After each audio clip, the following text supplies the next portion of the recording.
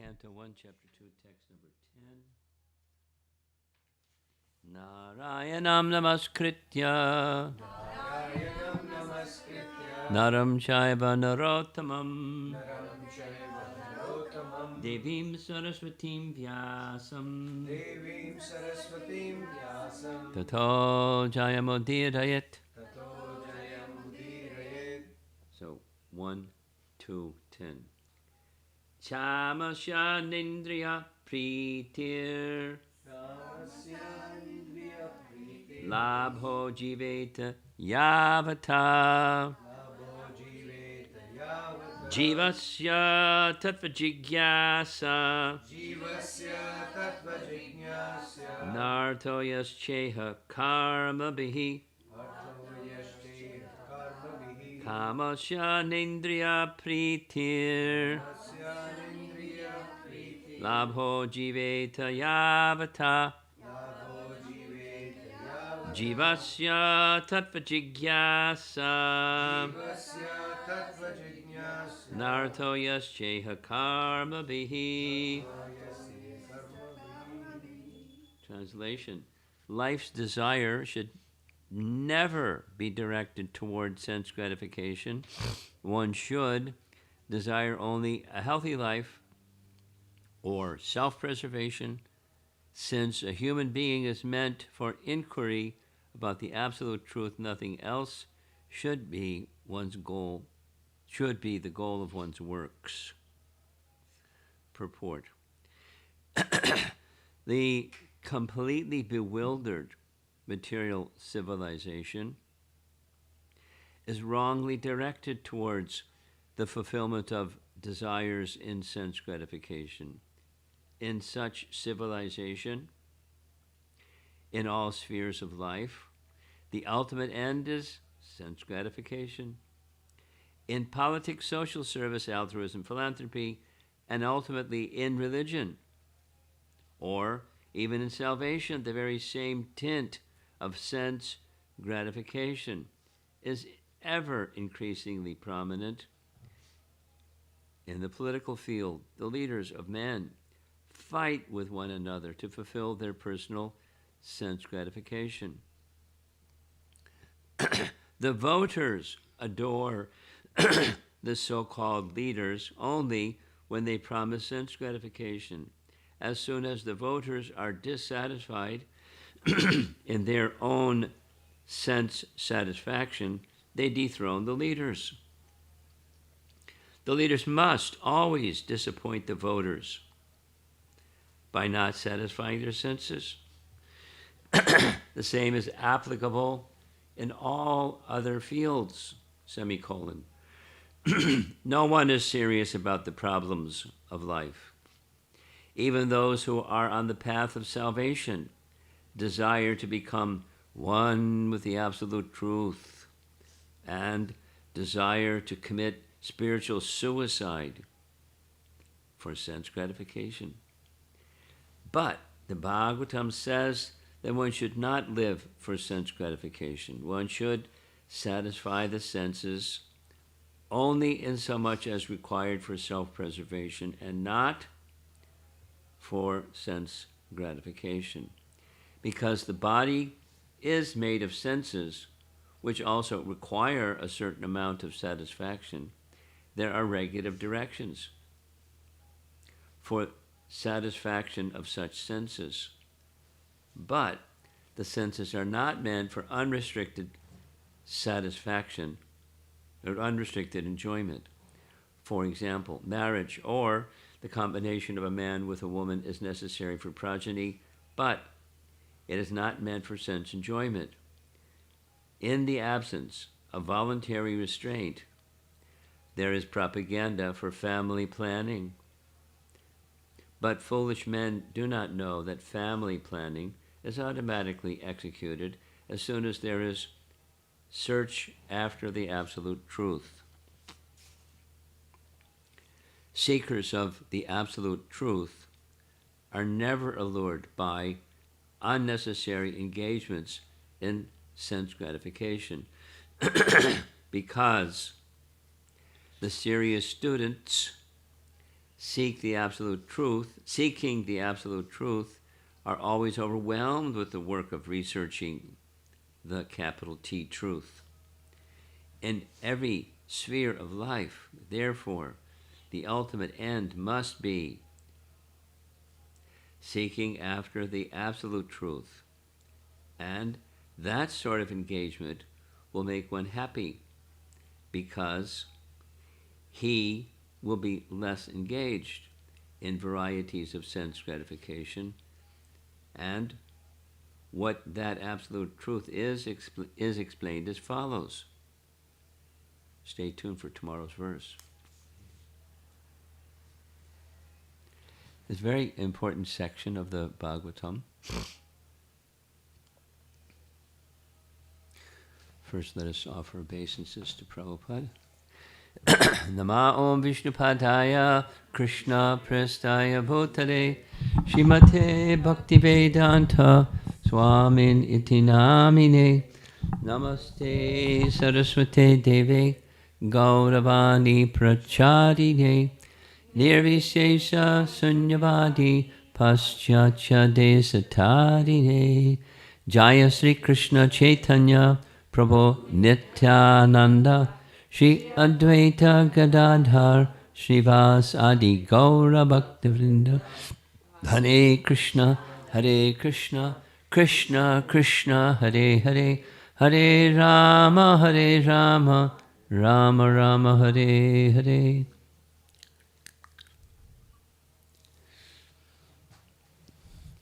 The structure of these first 3 chapters of Bhagavad Gita goes as follows. The scene is set. The sages have assembled in Naimisharanya, knowing Krishna has departed, knowing after Krishna's departure the next age of Kali will begin, and anticipating the deterioration effects of the age of Kali, they have an antidote. They do what they, at least what they understand, that is, they perform sacrifice. Karma Kanda sacrifice means that Vishnu is at the center, but there's different devas and devis who are also invoked by mantra, and their intention, 1,000-year sacrifice means after one is complete, the next one begins immediately, and so forth for 1,000 years. So by that 1,000-year performance of sacrifice, the intention is to increase auspiciousness and decrease the inauspiciousness of this age of Kali. So they're beginning, they're in Naimisharanya, and in their midst comes Sutta. And Sutta has just previously successfully heard the entire Srimad Bhagavatam from Shukadev to Maharaj Parikshit.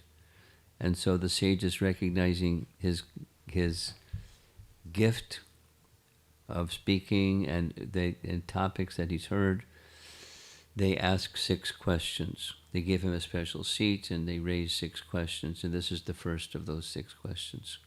Response to.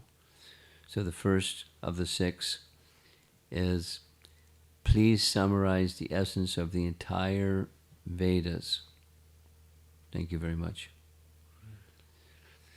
So that's what they're doing. And the essence is bhakti. Vasudevi Bhagavati Bhakti Yoga Prayojataha. And the purpose behind is, there's several verses where do like this, don't do like that, repeating so that it's super clear. And this is one of those verses. Now, what is the absolute truth that one should hear, chant, and always remember?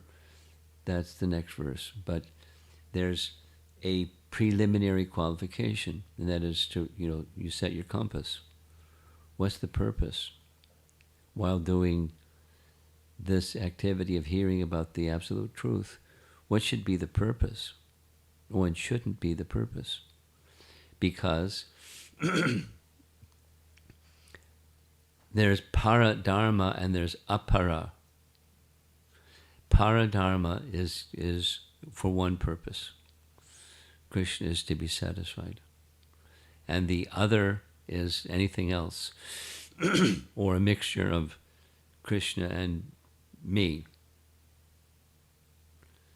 Krishna, Krishna, me, Krishna, Krishna. And that's the mantra, or that's the mix.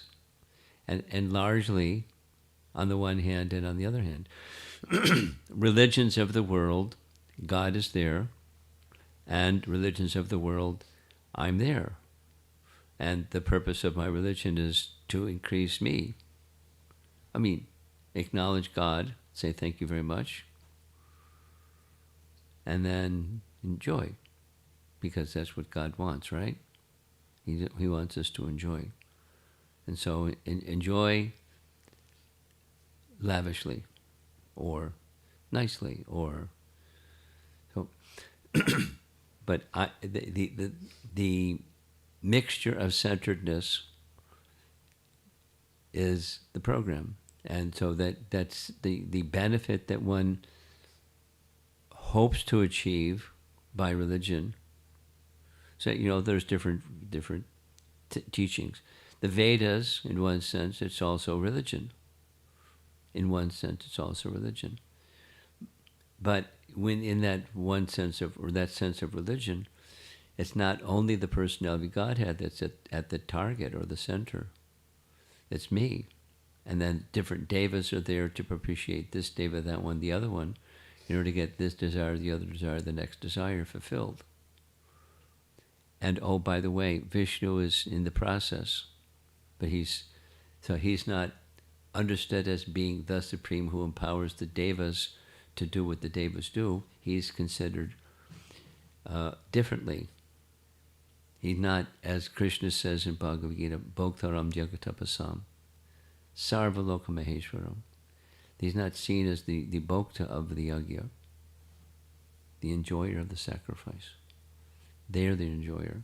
And the demigods, very kindly being propitiated, they receive and they give. It's a nice business. And so to take it away from business, there's multiple verses, this being one of them, that says, what should the purpose not be? What should the purpose be?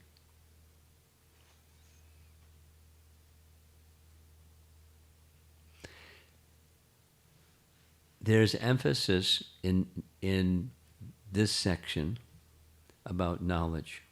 So we had this little discussion yesterday, sub-discussion.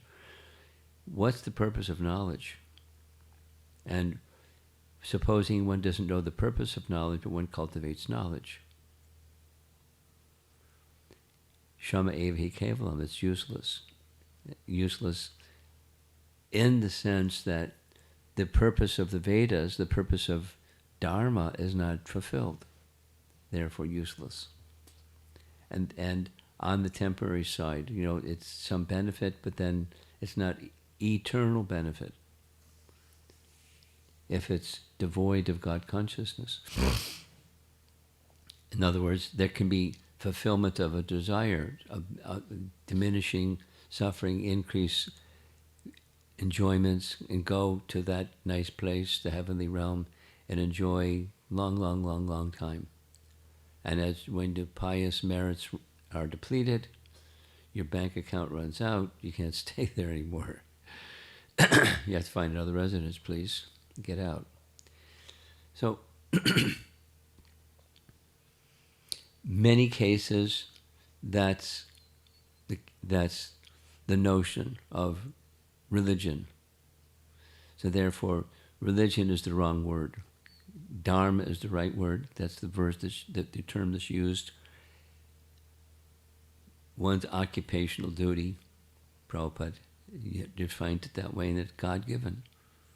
And the purpose of one's occupation, dharma and artha, dharma and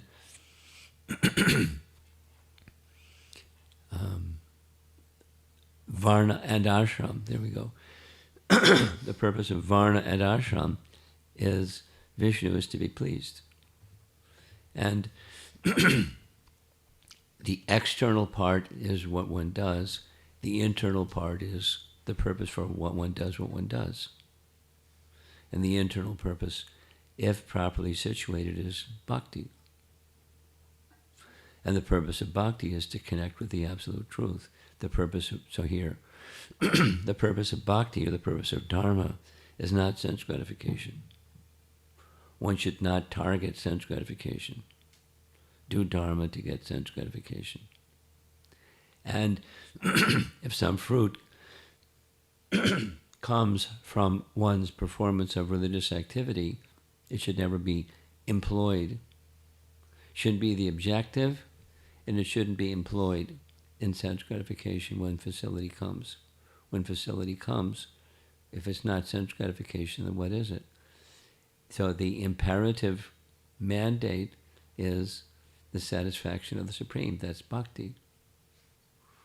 And it's like playing with fire. You know, fire burns. You need fire to cook. You need fire to stay warm. You need fire for many purposes. And if you're not careful, you can burn the house down or burn oneself. So don't play with fire. You utilize it, but don't play with it. And while you're engaging with fire, you're taking precaution, just in case. Just in case. So there's not a calamity. And the calamity, in one sense, is the misuse of the human form of life and perpetuating material existence. That's a great misfortune, big mistake, and the consequences built into nature. It will continue the repetition of material existence by default. Unless the opposite from the default is there. And then that's the mandate that's being presented in these verses. Life's desires, this isn't activities, it's just what's behind the activity, the internal. Life's desires should not be directed toward, so that's the internal, directed towards, that's one's duty or one's activities of life. Should never be directed toward sense gratification. One should desire only healthy life or self-preservation. Jiveta. Jiveta. Self-preservation. So that's another fine line. What's self-preservation and what's in this other category?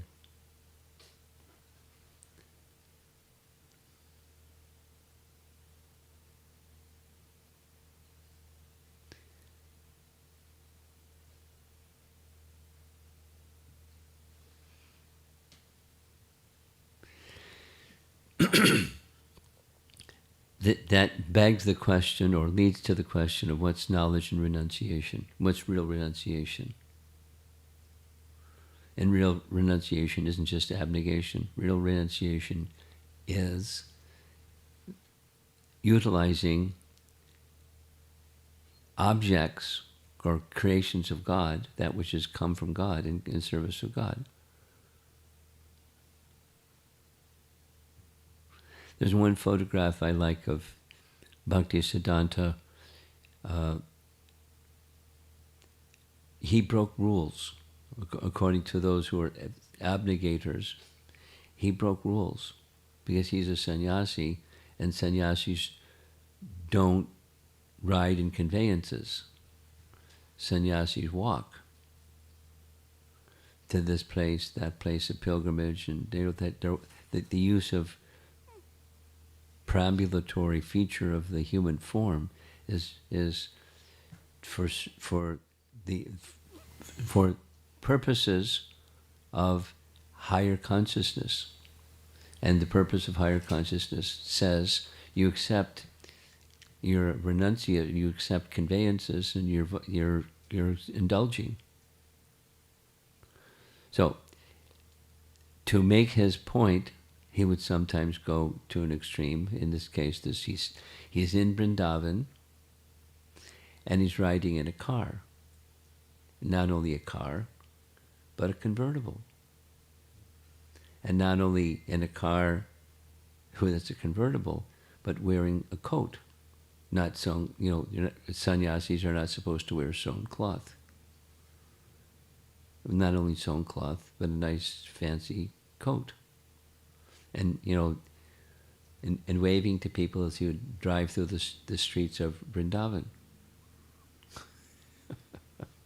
Yukta Vairagya. So is that self-preservation? Well, it's a platform of teaching by example. Teaching that yes, you can use cars, and yes, you can fly in airplanes, and yes, you can cross the sea and other things that are, no-nos for the renounced order of life. And, it was a yes instead of a no. So again, the fine line platform, the justification, if in his case, at least his case of riding convertible, was teaching. Not everyone should go out now and get a convertible or get a car, but utilize in service to Krishna whatever it is that you have or receive. It may come by the course of Dharma. There's fruits of Dharma. And when the fruits of Dharma come, you don't just shrug your shoulder and say, I guess this is what I'm supposed to do now. I have the opulence of performing Dharma, so enjoy it. It's the desire, it's the consciousness behind the activity that's being discussed here.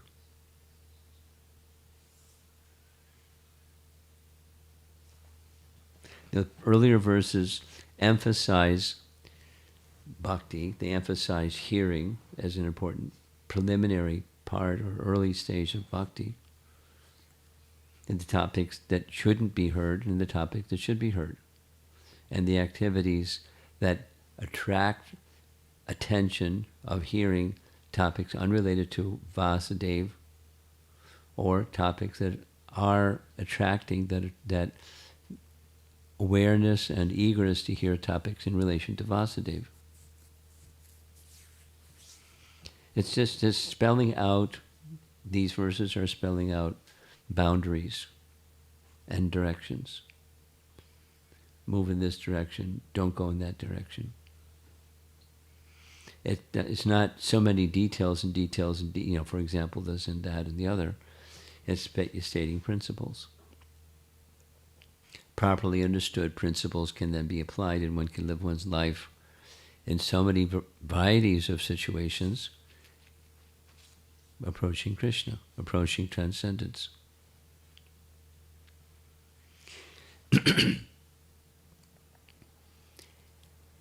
Earlier, there was discussion about occupation. In this purport, there's discussion about marriage or male-female attraction, which exists, for practical reasons.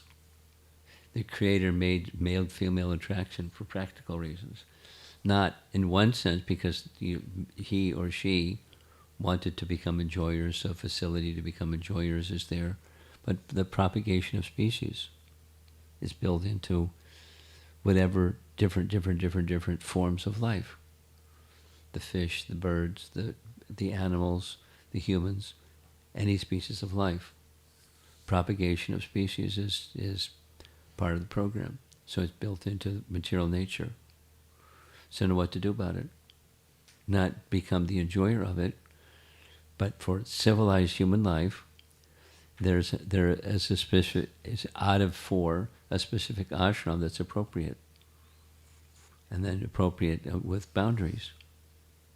Not for sense gratification. A license for sense gratification. No such license. For service to the Supreme Lord.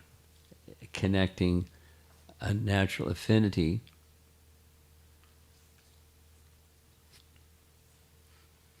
Here's a little example. In all cultures of the world, music is present. It's just, different cultures have different cultural sounds. This, that, the other, kinds of music and singing and so forth. It's an exhibition of human culture, human society. So in ISKCON, it has its music. However, the musicality sometimes is the incentive for certain people or certain generations, and the glorification, the purpose behind the music is not appreciated. So it's not only kirtan, but it's music. And it's not about the holy name, the chanting of the holy name. It's about the musicality and the social interaction and the satisfaction through those two. So there's no detriment to those who have not centered themselves in the right purpose, but the benefit, as the question is being asked, the summation of all the teachings of the Vedas is to achieve the Supreme. And without that eagerness to hear the Supreme and focused on the purpose, then it by default, whatever ism there may be, or politics, or you name it, it's sense gratification.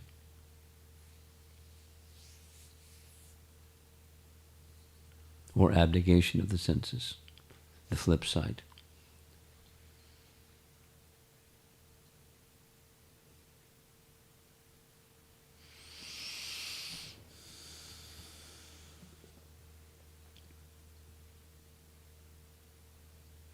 Seekers of the absolute truth are never allured by unnecessary engagements of the sense of, in sense gratification, because serious students seeking the absolute truth are always overwhelmed with the work of researching the truth, capital T, truth. This, researching, again, ties into the inquisitiveness, Brahma Jigyasa. Because if it's not Brahma Jigyasa, then one's going to be inquisitive in something else, like varieties of sense gratification, depending upon one's disposition and one's guna and karma. Like this example that half the purport is about politics.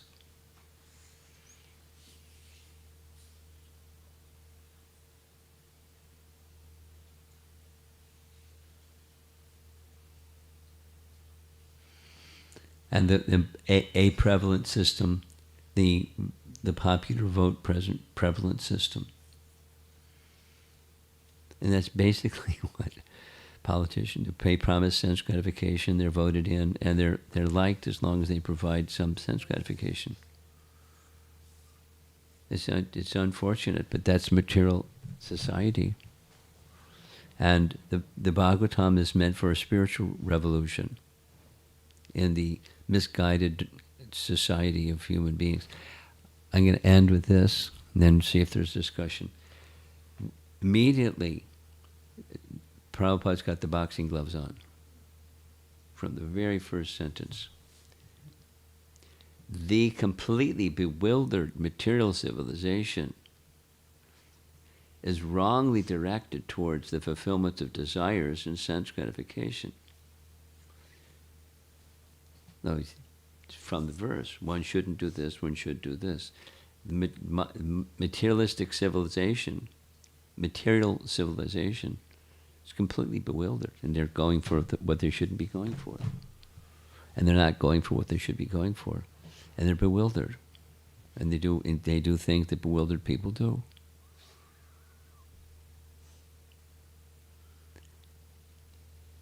And it's not the purpose of speaking strongly even stridently, it's not judgmentalism or vilification or something. It's concern that people are misdirected.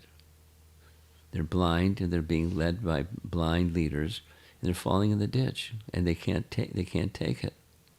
And they have to do something, say something. So he's speaking strongly with that purpose in mind. People should be happy, should be properly directed to be happy. And with ignorance ruling, then there's not happiness. There's bewilderment. I want happiness. I'm getting the opposite. Yehi sam sparshaja boga dukkha yonaya evate. I want sukha and I'm getting dukkha. Why? Because it's ignorance. And what's the antidote for ignorance? It's knowledge. So there's emphasis in knowledge, but knowledge minus the purpose behind the knowledge is another foolishness. It doesn't lead to God or God consciousness. It may lead to abnegation, denial of God. So therefore, it's right in the outset.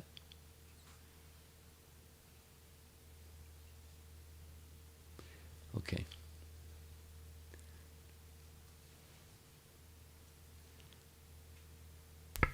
"12 minutes before 8 o'clock.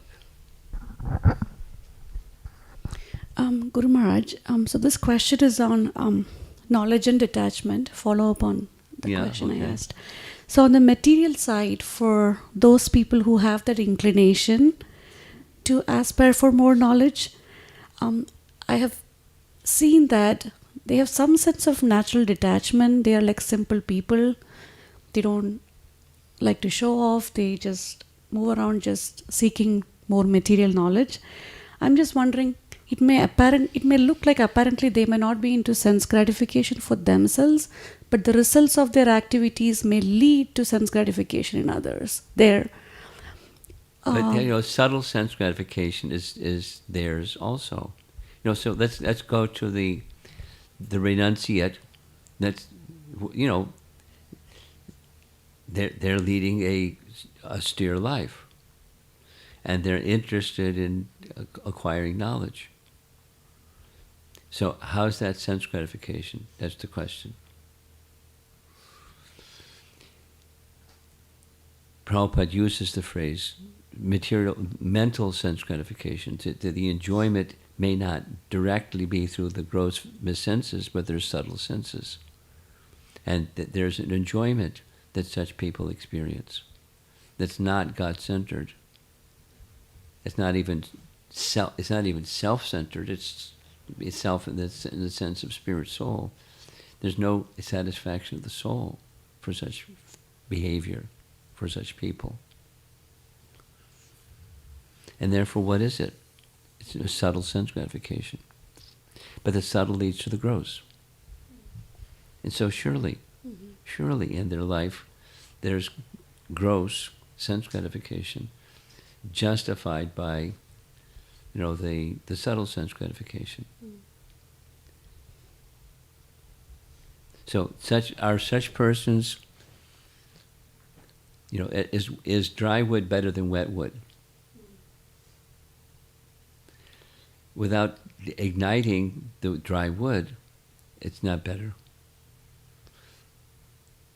It's wet or dry. One of these topics of the absolute nature of transcendence. Here's two examples. The absolute nature of transcendence. I was just listening to Prabhupada this morning saying, when a Vaishnava is pure, he doesn't just see a tree, he sees Krishna.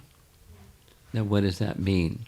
Does he you look out you go down the street and see so many trees, you don't see a tree, you see Krishna, Krishna, Krishna. It's in relation to, it's Krishna's energy, Krishna is within the tree, he doesn't see the tree is Krishna. It's not pantheism. But it's used in relation to Krishna. So that's one example. Here's there's many examples. Prabhupada explaining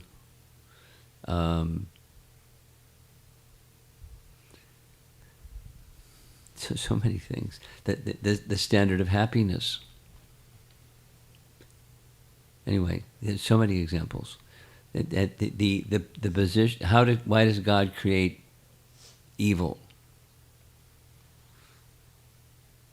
A standard question people may ask. Is there? God is the source of everything. Is God the source of evil? And He's the source of everything. For Him, there's no evil. There's no disharmony from God's perspective because everything is from Him. It's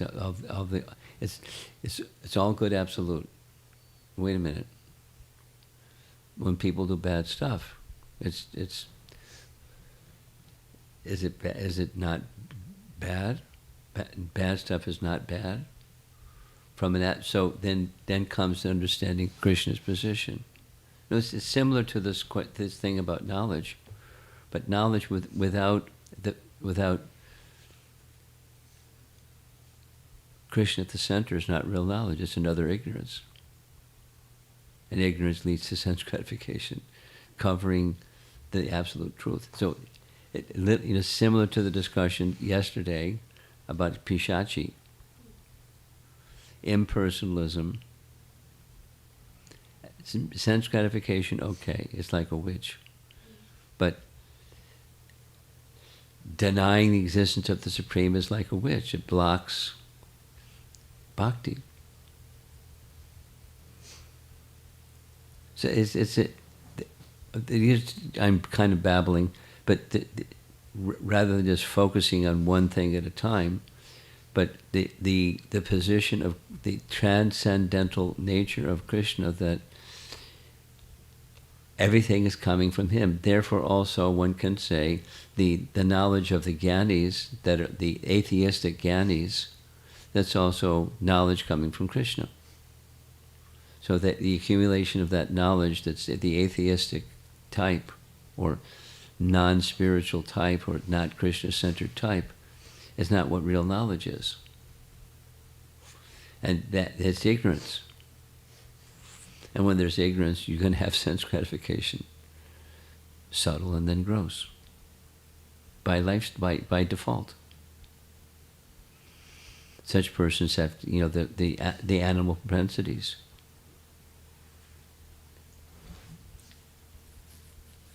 So they're going to eat, they're going to sleep, they're going to mate, they're going to defend, because it's the animal. So it stays on the material, on the sense gratification or selfish platform. So how do you get off the selfish platform? Go to the Krishna platform. Dogmatic.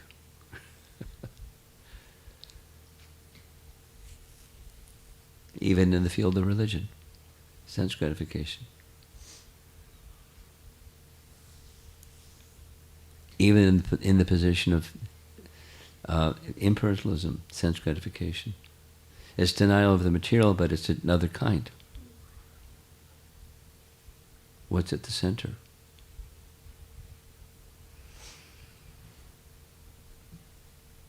Being inquisitive, directed.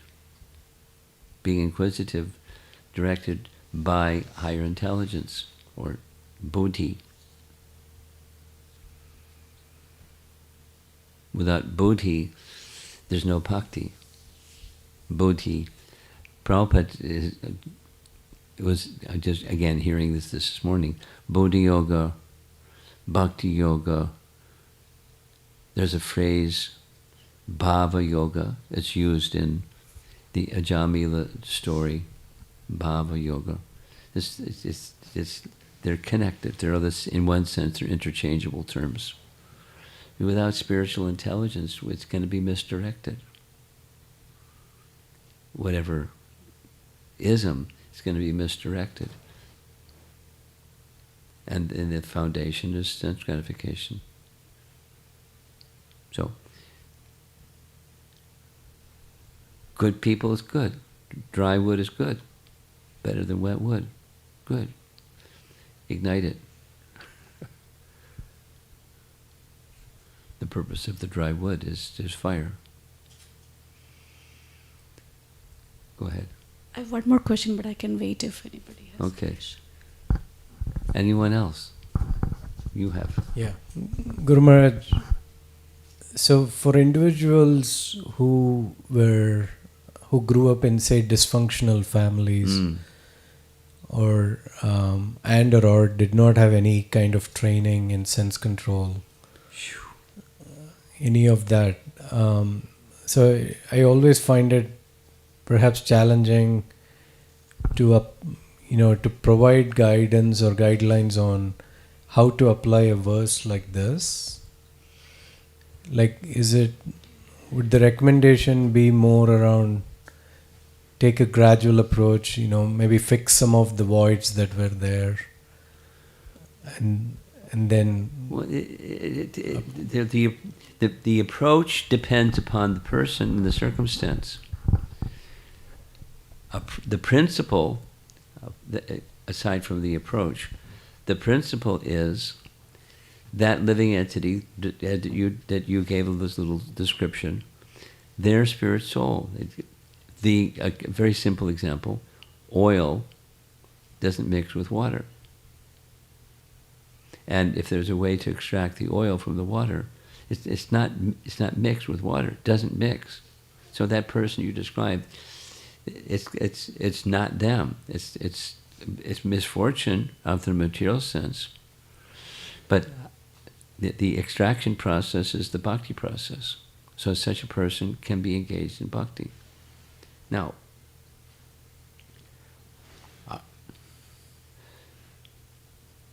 such a person, I'm pardon me, but in the past 24 hours, some situation arose somewhere, and a fellow is a bit of a madman. Not just a dysfunctional family and but he's a little bit mad. But he doesn't think himself mad. He thinks himself a devotee.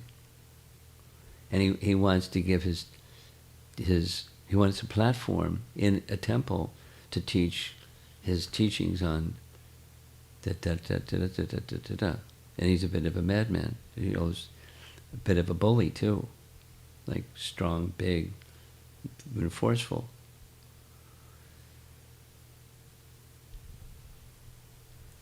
Now, how to engage such a person?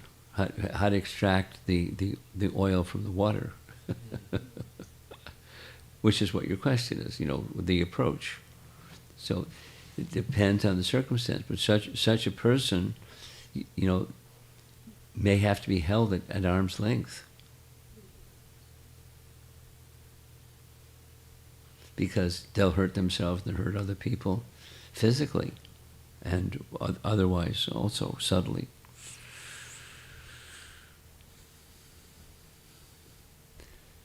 So, that's a more difficult situation to deal with.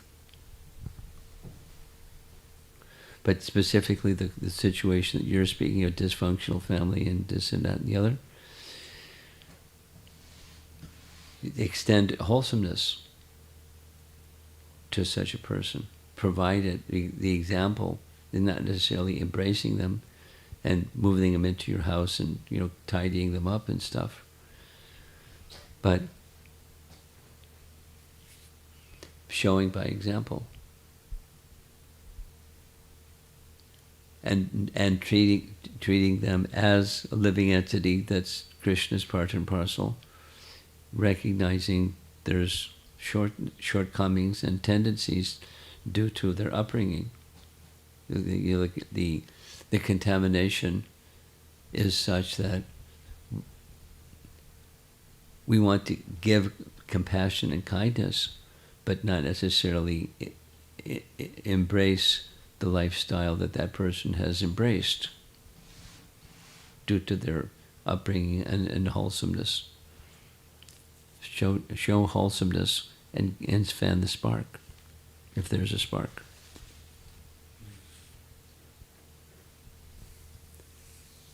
Basics.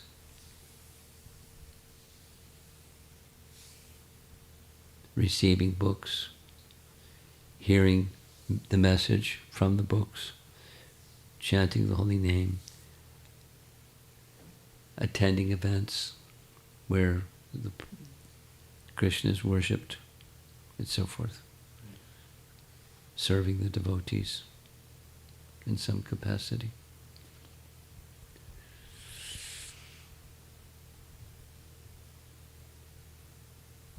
Something else? You like to speak? Okay, so you're next. Maharaj, this question is on having the goal of healthy life and self-preservation. Yeah. Most of us are hitting like midlife, and there is this huge awareness that we need to take care of our health, and so we can continue to serve. But it's a big challenge to maintain that goal, and I'm seeing that in myself and so many others, my friends. We all try, but the tendency to just go back because of the everyday grind of life, and we see our own parents struggle because of lack of health. So there is this red flag like right in front of us, and we are in that stage of life, but somehow it's very difficult to sustain that goal. Well, attaining the goal is different than striving for the goal. You know, some people have health issues. In his example, from an unwholesome upbringing, they have other issues that are within their system. And so you're striving for is different than attaining.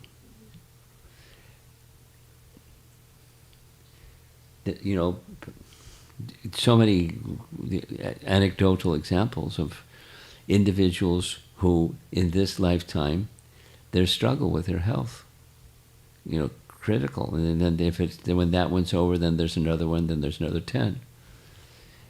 So it's striving, keeping the principle is the word that you use 6 times.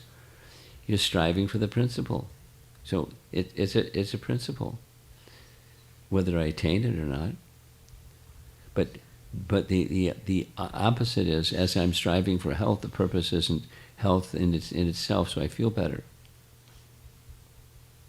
It's for the purpose of making the connection with Krishna strong. And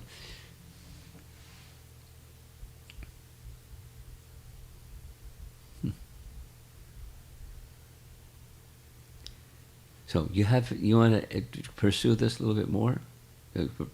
Keep the focus on the simplicity of what's the purpose of health anyways. You feel some pain, or you feel something. No, Guru Maharaj, the question was more arising from the anticipation of what might come up as we age and preparing Well, things are going to deteriorate. What can you anticipate? Things will deteriorate, and it's going to be different for different people, in different times, in different ways, and different severities, and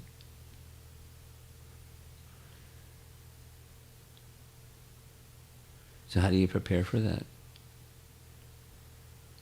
And stay fit. With persons that are capable, it's a gift from Krishna to them, that they have a sense of wellness, of health, and other purposes that are self-preservation purposes, and hear from them. and be guided. And you just keep that principle because we don't like to suffer. So it doesn't seem too difficult to stay on the principle. The attainment is something else. And deterioration is going to be there for everybody. Aging is one of the things that deteriorates. Time destroys things. How do you anticipate stopping time? You won't. You stay principle-based, and the focus is Krishna should be served, and Krishna should be pleased to capacity. And then if that focus is there, then the hardship and shortcoming and so forth and so on are more endurable. But the principle doesn't change. Fulfillment is different, but the principle doesn't change. To my capacity, let me serve.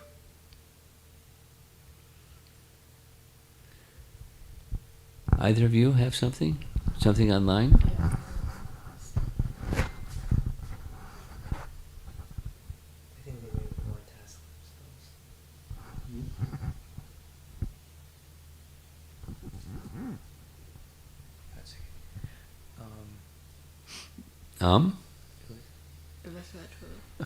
I believe Rasraj Prabhu has a question.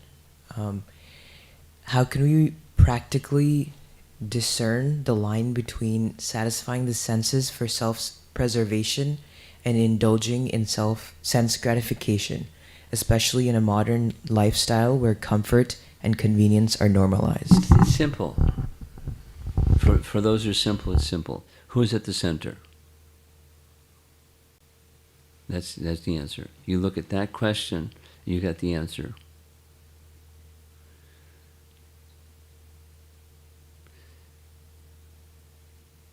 You follow? So let's see. You see if Rasaraj wants to follow up, but that's generally speaking. There's a bit of a mix. And to the degree that there's a mix, then that degree is sense gratification. And then for each of us, this is a practical consideration. For each of us, there are different needs, creature needs. For some persons, they're very happy with, and they prefer simplicity, and then some persons they're uncomfortable depending upon the degree of simplicity. Their comfort, and where they can carry on without their body and mind being disturbed, is a certain level of something. So that which is self-preservation is a simple definition is that which one can sustain. And I can move forward from this platform, and I don't need more than this, and less than that, there's a degree of discomfort. And in principle, it's a good idea to move towards streamlining and simplifying as much as can be done.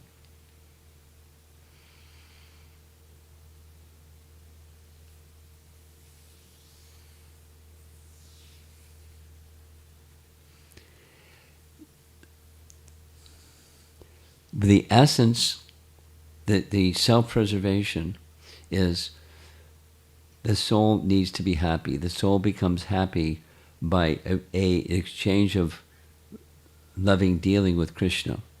Then the soul becomes happy. Without that, the soul isn't happy. The happiness is within, or bhakti rasa, use that phrase. And without bhakti rasa, it's not. So then there's two with rasa, the object and the subject, the abode of love and the object of love. And if to the degree that that's there, then that's a platform of self-preservation. And then back to the question, that if that's not there, to the degree that it's not there, then it's sense gratification. I'm at the center. Individual or collective, extended selfishness or narrow selfishness. It's the principle is simple. Okay. Srila Prabhupada ki. Night.